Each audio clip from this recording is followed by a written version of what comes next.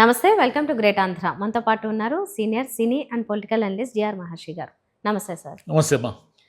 Sir, couple friendly movie release అయింది. సంతోష్ శోభన్ గారు మొదట్లో మంచిగా 'పేపర్ బాయ్' సినిమా చాలా మంచి పేరు సంపాదించింది.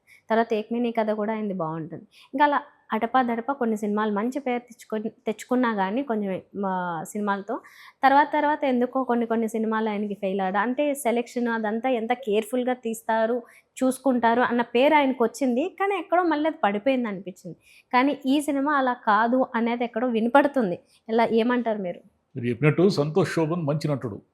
కాకపోతే మంచి నటుడు అయినంత మాత్రాన మంచి సినిమాలు, హిట్ సినిమాలు రావాలని రూల్ ఏం లేదు. ఎందుకంటే మంచి నటుడికి అతన్ని నటనను వెలికి తీసేంత కథ ఉండాలి, విషయం ఉండాలి, సినిమా డైరెక్షన్ ఉండాలి, ఇవన్నీ ఉండాలి. చాలా కలిసి రావాలి కదా సినిమాకి. చాలా క్రాఫ్ట్స్ చాలా జాగ్రత్తగా పనిచేస్తేనే వర్కౌట్ అవుతుంది.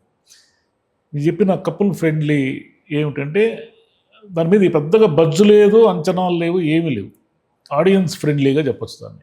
ఎందుకంటే మీరు ఏ అంచనాలు లేకుండా చూస్తారు, ఈ సినిమా బాగుంది, ఇది ఇంత బాగుంది, ఏంది ఈ సినిమా అనిపిస్తుంది. ఆ సినిమా ఎందుకు బాగుందంటే సినిమాకి కొన్ని రూల్స్ మాట్లాడుతూ ఉంటారు. ఏమిటంటే కథ ఉండాలి, పాత్రలు ఉండాలి, అనేక సన్నివేశాలు ఉండాలి, ఒక టేక్ ఆఫ్ ఉండాలి, మధ్యలో కాన్ఫ్లిక్ట్స్ ఉండాలి, ఈ కాన్ఫ్లిక్ట్స్ని షూట్అవుట్ చేసే ఒక ప్రీ క్లైమాక్స్ ఇలా ఇన్ని మాడుతుంటాం కదా. ఈ రూల్స్ అన్నీ బ్రేక్ చేసింది ఈ సినిమా. ఏమీ లేవు, మనం చెప్పే రూల్స్ ఏమీ లేవు దీంట్లో. అంటే గొప్ప సినిమా అని నేను అన్నా కానీ మంచి సినిమా. ఎందుకంటే ఒక అమ్మాయి అబ్బాయి ఒక విధంగా లోయర్ మిడిల్ క్లాసు లేదా మిడిల్ క్లాస్ అబ్బాయి, ఇంటీరియర్ డిజైనింగ్ చదువుకొని ఉంటాడు. నెల్లూరులో అవకాశాలు ఉండవు కాబట్టి చెన్నైకి వెళ్ళి, చెన్నై అయితే పెద్ద సిటీ కాబట్టి అక్కడ అవకాశాల కోసం ప్రయత్నిస్తూ ఉంటాడు. కానీ డబ్బులు కావాలి కదా. ఒక చిన్న ఇల్లు అంటే ఏమిటంటే ఒక మాసిపోయిన ఇల్లు, అంటే పెచ్చులన్నీ ఊడిపోయి ఏదో ఒక చిన్న ఇల్లు ఉంటుంది చూడండి, ఒక చిన్న గది, చిన్న బాత్రూమ్ ఇలా ఉంటాయి. అలాంటి ఇంట్లో నివసిస్తూ ఉంటాడు. దానికి కూడా రెంట్ కట్టలేకపోతాడు. ఇది హీరో. కానీ అతని ఖర్చులకి అన్నయ్య ఏదో కొంత డబ్బులు పంపిస్తూ ఉంటే బైక్ పూలింగ్ అంటే ర్యాపిడో ఇవి నడుపుతుంటారు కదా పిల్లలు. ఇప్పుడు ర్యాపిడో నడిపి ఏదో కొంత డబ్బులు సంపాదించుకుంటుంటారు. అలా బైక్ పూలింగ్ చేస్తూ ఉంటాడు. అమ్మాయి ఏంటి, అమ్మాయి ఐటీ అమ్మాయి, చెన్నైలో అవకాశాలు ఇంటర్వ్యూల కోసం ప్రయత్నిస్తూ ఉంటుంది. అమ్మాయి నేపథ్యము కూడా మామూలు ఒక మిడిల్ క్లాస్ నేపథ్యం. అమ్మాయి దగ్గర కూడా పెద్దగా డబ్బులు ఉండవు, డబ్బులకు ఇబ్బంది పడుతూ ఉంటుంది. ఇది వాళ్ళ బ్యాక్గ్రౌండ్. ఈ బ్యాక్గ్రౌండ్లో ఉన్న ఒక అమ్మాయి అబ్బాయి చెన్నై మహానగరంలో ఈ బైక్ పూలింగ్ అవసరాల కోసం ఈ అమ్మాయి అతని బైక్ ఎక్కడము, అలా పరిచయం కావడము. అలా పరిచయమైన అమ్మాయి ఒక రోజు, అంటే నేనేం స్పాయిలర్, ఈ కథలో ఏం స్పాయిలర్ ఏమి లేదు. ఒకరోజు హాస్టల్ ఖాళీ చేసి సొంత ఊరికి వెళ్ళిపోవాలనుకున్న అమ్మాయి డ్యూ టు సమ్ రీజన్స్ అమ్మాయి మళ్ళీ తన ప్రయాణాన్ని మానుకుంటుంది. మానుకున్నప్పుడు ఆ హాస్టల్ ఆల్రెడీ ఫిల్ అయిపోతుంది. ఒక రోజంతా తిరుగుతారు హాస్టల్ కోసము. ఎక్కడ ఈ అమ్మాయి దగ్గర అఫోర్డ్ చేసేంత డబ్బులకి సరిపడా హాస్టల్ రూము దొరకదు. దాంతో తన రూమ్లో ఉండమని అతను అడుగుతాడు.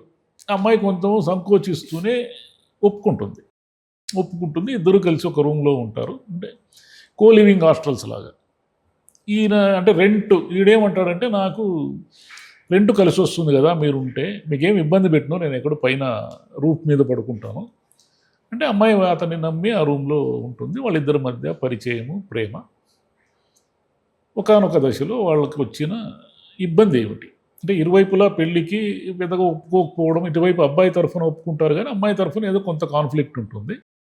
అయితే ఇది కాకుండా వాళ్ళిద్దరికీ కూడా ఒక ఏమిటి పెద్ద సమస్య వచ్చి పడుతుంది. అంటే ఒక ట్విస్ట్, విధి ఆడే వింత నాటకం అంటారే అలాంటిది అనమాట. దాన్ని వాళ్ళు ఎలా ఫేస్ చేశారు, ఇంతే కథ. చాలా సింపుల్ కథ. కానీ సినిమాలో 80% అబ్బాయి అమ్మాయి కనిపిస్తూ ఉంటారు. మిగిలిన 20% మాత్రమే అబ్బాయి తల్లిదండ్రులు లేదా అమ్మాయి తల్లిదండ్రుల సీన్స్ ఉంటాయి.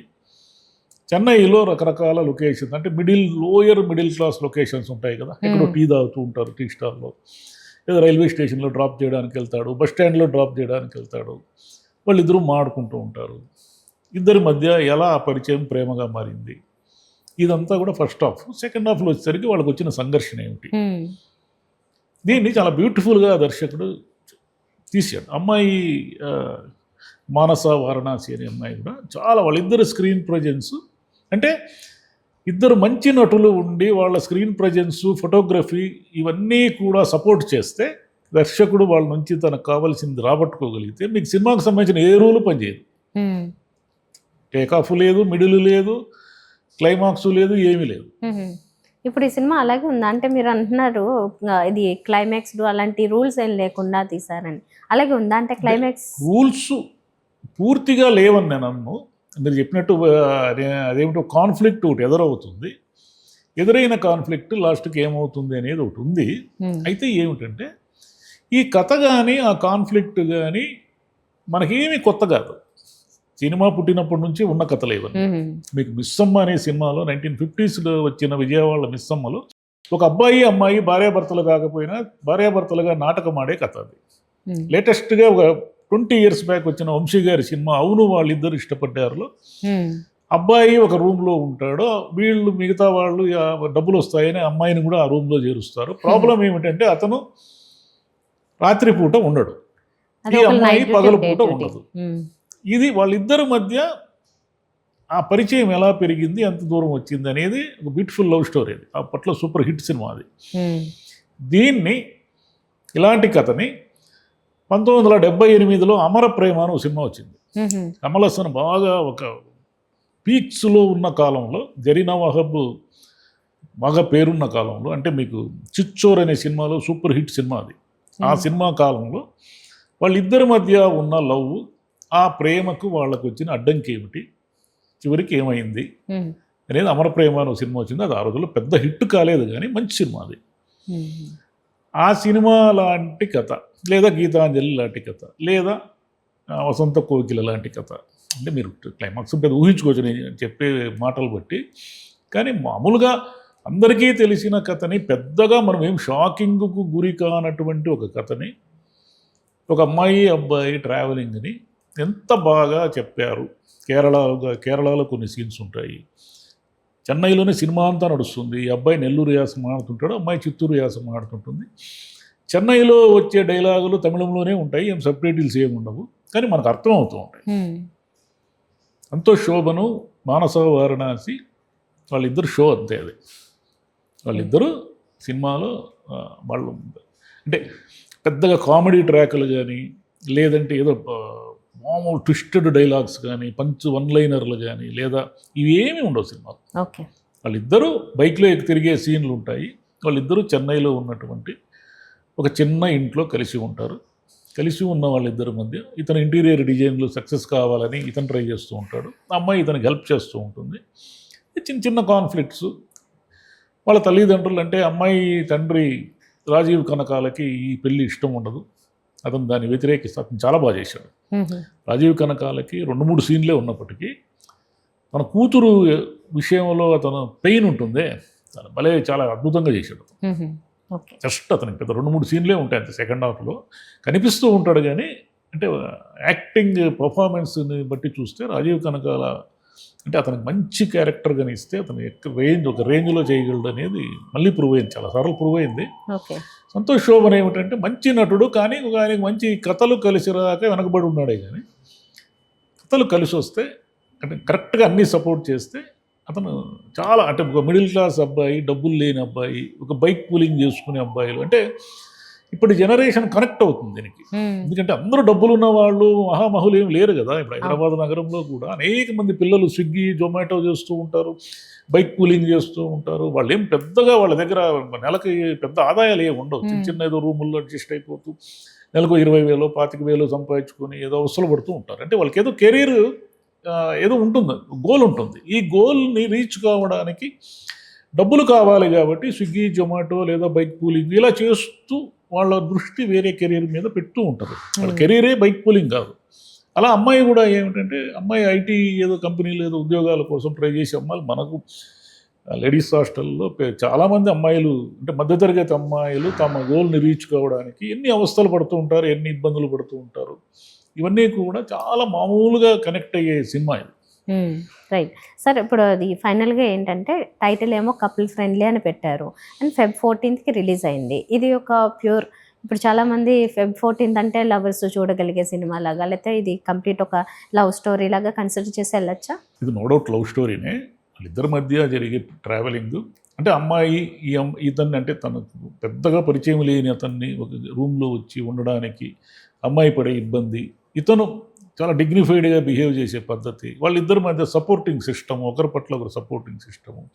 ఇది ప్రేమికుల రోజు రిలీజ్ అయ్యింది కాబట్టి బ్రహ్మాండమైన ఏదో ప్రేమ కథ కాదు, కానీ ఒక జర్నీ ఇది, ఒక ఇద్దరి మధ్య జరిగే జర్నీ, ఒకరి పట్ల ఒకరి కాన్ఫిడెన్సు, ఆ అమ్మాయికి అబ్బాయికి వచ్చిన ఒక ఇబ్బంది అంటే ఒక దారుణమైన ఒక ట్విస్ట్, అంటే ఒక ఫేట్, విధి వల్ల వచ్చిన ఇబ్బందిని వాళ్ళు ఎలా ఎదుర్కొన్నారు.